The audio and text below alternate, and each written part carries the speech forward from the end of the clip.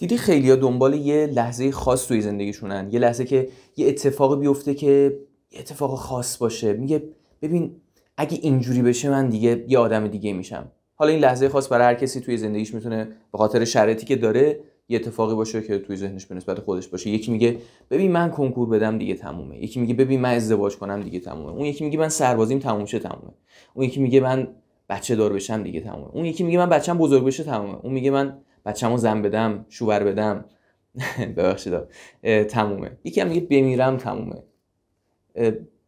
هیچ کدوم از اینا تموم نیست.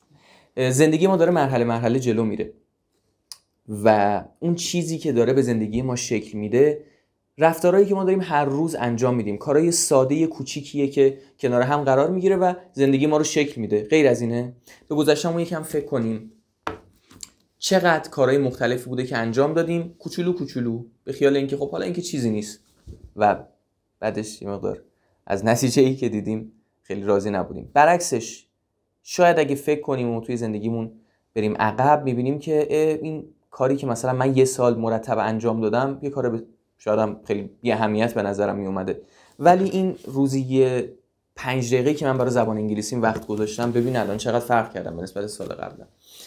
این نگاه منتظر نقطه عطف بودن، منتظر اتفاق خاصه توی زندگی بودن، به جای اینکه باعث بشه که ما به سمت اون اتفاق خاصه حرکت کنیم و تلاش کنیم برای ساختنش، همینجوری خودمون عقب بندازیم و بی‌حال بی‌حوصله بشینیم منتظر اون اتفاق باشیم. این یه ایده سرطانی برای زندگیه که کتاب اتمیک هابیتس عادت‌های اتمی اثر جیمز کلیر تلاش میکنه که این ایده رو توی ذهن شما و ذهن من از بین ببره. کتاب خیلی خوبیه. توی یه خط اگه بخوام خلاصش رو بگم همینه که زندگی ما رو رفتارهای کوچیک تکرار شونده‌مون داره شکل میده، نه تصمیم‌های بزرگ، نه هدف‌گذاری‌های آنچنانی. ما به اندازه رفتارهامون توی زندگی رشد میکنیم یا دنده عقب میگیریم و عقب نشینی میکنیم. خب اگه این رفتارهای کوچیک، اتمیک، کوچیک، اتمی، ریز انقدر مهمن، چطوری میشه اونا رو به وجود آورد و از بین برد؟ چطور میشه عادتهای مثبت رو به وجود آورد تا کم کم ذره ذره رشد کنیم و عادتهای منفی رو از بین برد تا در واقع عقب گرد نکنیم، به خودمون آسیب نزنیم؟ این کتاب داره درباره همین صحبت میکنه. توی این مجموعه ویدیوها قراره که من براتون کتاب رو در واقع خلاصش رو بخش بخش بگم و روی همین محتوا قراره که زبان انگلیسی تمرین کنیم و یاد بگیریم. سرتون رو درد نیارم، بریم بخش مقدمه رو براتون خلاصش رو بگم. توی مقدمه کتاب آقای کلیر یه خاطره وحشتناک از زندگی خودش تعریف میکنه و میگه که سال دوم دبیرستان که بوده، موقع بازی بیسبال یه چوب بیسبال از دست همکلاسی سر میخوره، پرواز کنه میخوره وسط صورتش و استخوان صورتش رو خورد میکنه. خیلی با جزئیات وحشتناکی هم توضیح میده، اصلا علاقه ای ندارم که الان بخوام وارد اون جزئیات بشم، خودتون برید خواستید بخونید، بعدا متنشو میذارم توی کانالم. میگه که میبرن منو در واقع دفتر بهداری مدرسه، اونجا یه سری معاینه انجام میشه، میفهمن که خیلی حالش خرابه، میبرنش درمانگاه محلی، اونجا میبینن که پاسخگو نیست سیستم بیمارستان محلیشون، میبرنش به بیمارستان مفصل و بزرگ توی سینسیناتی، شهریه توی ایالت اوهایو آمریکا، و اونجا بستری میشه با یه بدبختی و دیگه حالا جزئیاتش خیلی طولانی میشه بخوام بگم.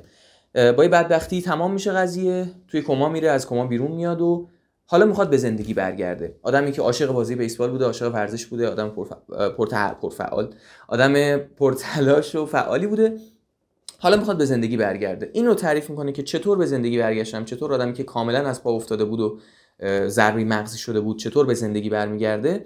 میگه که با همین ایجاد عادت‌ها و رفتارهای تکرار شونده‌ای بسیار کوچیک من تونستم توی چند سال، تأکید میکنه میگه که چند سال طول کشید تا من از یک آدم زمین خورده به آدمی تبدیل بشم که بهترین بازیکن بیسبال کالج دانشگاهش شده بود. خودش میگه من اگه به زندگیم نگاه کنم نقطه خاصی رو نمیبینم که بگم این نقطه عطف زندگی من بود و باعث شد دیگه از اون آدم زمین خورده به یه آدم موفق تبدیل بشم، بلکه نقاط رو در نظر میگیره. میگه مجموعه این نقطه ها کنار هم دیگه باعث شد که من سر پا بشم و بشم این آدمی که الان میبینید. تجربه‌اش رو توی سایت شخصیش با بقیه به اشتراک میذاره و وقتی میبینه که واقعا مخاطب داره، آدما میخوان ازش، میخوان که تعریف کنه، راهنماییشون کنه، فکر کنم میگه که یه جایی به 100,000 تا سابسکرایبر میرسه. سیستم ایمیلش، یعنی سابسکرایبری که میاد برای ایمیل که با ایمیل براش محتوای روزانه و هفتگی ارسال بشه، به یه عدد عجیب و غریب میرسه و شروع میکنه به نوشتن این کتاب و خلاصه میرسه به اینجا که برای ما تعریف کنه هم داستان زندگیشو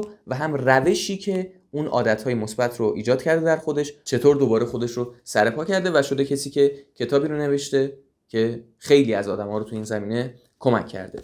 بریم یه بخشی از کتابم براتون بخونم. خب گفتم که ضربه رو میخوره و میبرنش به دفتر بهداری مدرسه. من از اونجا براتون میخونم. When we arrived at the nurse's office, she asked me a series of questions. وقتی رسیدیم به دفتر بهداری، به دفتر پرستاری، یه سری سوال از من پرسید. What year is it? چه سالیه؟ 1998, I answered. گفتم 1998. It was actually 2002. در واقع سال 2002 بود. Who's the president of the United States? رئیس جمهور آمریکا کیه الان؟ Bill Clinton. I said. گفتم بیل کلینتون دیگه. The correct answer was George W. Bush. توی اون سال جورج دبلیو بوش رئیس جمهور آمریکا بود. What is your mom's name? اسم مادرت چیه؟ اینو باید سریع بگه دیگه. میگه I stalled. منومن کردم، نتونستم اولش بگم. 10 seconds passed. 10 ثانیه گذشت و گفتم پری. اسم مادرم پتیه. پری. I said casually. خیلی عادی گفتم. Ignoring the fact that it had taken me 10 seconds to remember my own mother's name. انگار نه انگار که 10 ثانیه طول کشید که اسم مادر خودم رو یادم بیاد. That is the last question I remember. My body was unable to handle the rapid swelling in my brain and I lost consciousness before the ambulance arrived. میگه این آخرین سوالیه که یادم میاد. بدنم My body was unable to handle the rapid swelling. بدنم دیگه نمیتونست این تورم شدید رو، تورم رو به افزایش و رو به رشد رو توی مغزم تحمل کنه و من قبل از اینکه آمبولانس برسه بیهوش شدم. هوشیاریمو از دست دادم. Minutes later I was carried out of school and taken to the local hospital. چند دقیقه بعد منو از مدرسه بیرون بردن به یه درمانگاه یا یه بیمارستان محلی. Shortly after arriving, my body began shutting down. خیلی زمان کمی گذشت از اینکه رسیدم به درمانگاه، بدنم شروع کرد به خاموش شدن، از کار افتادن. I struggled with basic functions like swallowing and breathing. در واقع اینجوری شد که دیگه با آب دهن قورت دادن و نفس کشیدن با یک عملکردهای ساده بدنم دیگه به مشکل خوردم.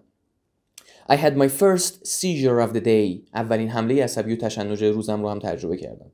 Then I stopped breathing entirely. بعد کلاً دیگه نفس کشیدنم متوقف شد. نمیتونستم نفس بکشم. As the doctors hurried to supply me with oxygen. همینطور که دکترها با عجله اومدن که به من اکسیژن برسونن. They also decided the hospital was unequipped to handle the situation. اونا اینجوری تصمیم گرفتن که وضعیت من طوریه که درمانگاه نمیتونه از پسش بر بیاد، امکانات در واقع مراقبت از من رو نداره. And ordered a helicopter to fly me to a larger hospital in Cincinnati. و یه هلیکوپتر در واقع سفارش دادن. ordered اینجا سفارش دادن اینطوری میشه. یه هلیکوپتر خبر کردن، مثل آمبولانس خبر کردن، چون می‌خواسته مسیر طولانی رو بره و خیلی اورژانسی بوده. هلیکوپتر گفتن بیاد تا منو به بیمارستان بزرگتر توی شهر سینسیناتی ایالت اوهایو ببره. I was rolled out of the emergency room doors and toward the helipad across the street. من رو در واقع rolled out، چون روی تخت چرخدار بوده میگه rolled out. منو از اتاق اورژانس بیرون بردن و به سمت اون محل فرود هلیکوپتر اونور خیابون. The stretcher rattled on a bumpy sidewalk as one nurse pushed me along while another pumped each breath into me by hand. میگه که تخت برانکارد روی پیاده‌رویی که ناهموار بود میلرزید و من رو یکی از پرستارا هول میداد، یه پرستار دیگه هم با دست، با این دستگاهایی که ان شاءالله هیچ وقت از نزدیک ندیده باشید و نبینید، توی فیلم‌ها شاید دیده باشید، یه مثل پمپ هوا با دست فشار میدن که روی صورت بیمار میذارن و تنفس مصنوعی باش میدن. این تیکه رو خوندیم. بریم یه چند تا از کلمه‌هایی هم که اینجا خوندیم با هم رو مرور کنیم، معنیشو بهتون بگم.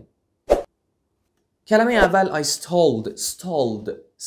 فعل stall یعنی منومن کردن. میخوای یه چیزو بگی نمیتونی بگی. I stalled، منومن کردم، نتونستم حرف بزنم. دیگه چی داشتیم؟ swelling یعنی تورم. داشتیم که my body was unable to handle the rapid swelling in my brain. بدنم نمیتونست که اون تورم شدید رو، تورم رو به افزایش رو توی مغزم تحمل کنه. brain مغز. دیگه چی؟ local یعنی محلی. local یعنی محلی، مربوط به یه محل خاص. local hospital داشتیم، بیمارستان محلی. معادل خودمون میشه درمانگاه.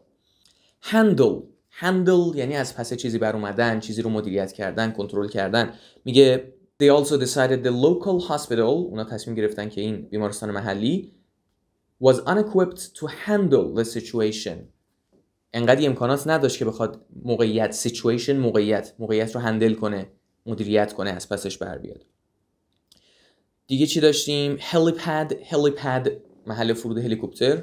function عمل کرد، اونجا که میگفت که I struggled with basic functions، با عملکردهای بیسیک و پایه به مشکل خوردم. function عملکردهای بدن، مثالش هم چیه؟ میگه swallowing آب دهن قورت دادن، swallowing قورت دادن، دیگه نمیتونستم آب دهنم قورت بدم.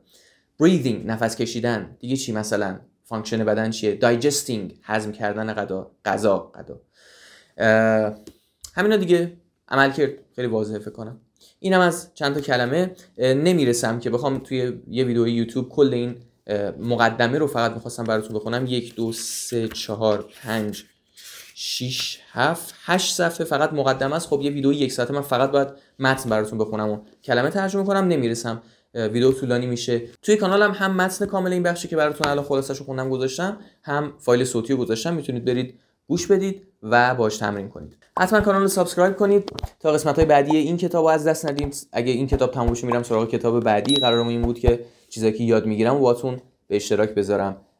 دوست دارم که هم زبان یاد بگیریم، هم محتوایی رو بخونیم که خیلی دیگه چرت و پرت نباشه دیگه. کتابایی مثل این هم به زندگیمون کمک میکنن، هم میتونیم روشون زبان انگلیسیمون رو تقویت کنیم. توی کانال گفتم هم متن رو میذارم، هم صوت رو میذارم و هم اونجا چالش و تمرین و اینا داریم. حتما سر بزنید، کانال رو هم چنل رو سابسکرایب کنید، به دوستاتون هم معرفی کنید. خسیس نباشید. نظری، صحبتی، حرفی هم اگه داشتید توی کامنت ها بنویسید، حتما میخونم. محمد رضا سفری هستم. امروز که دارم این ویدیو رو ضبط میکنم 12 نفر سابسکرایب دارم.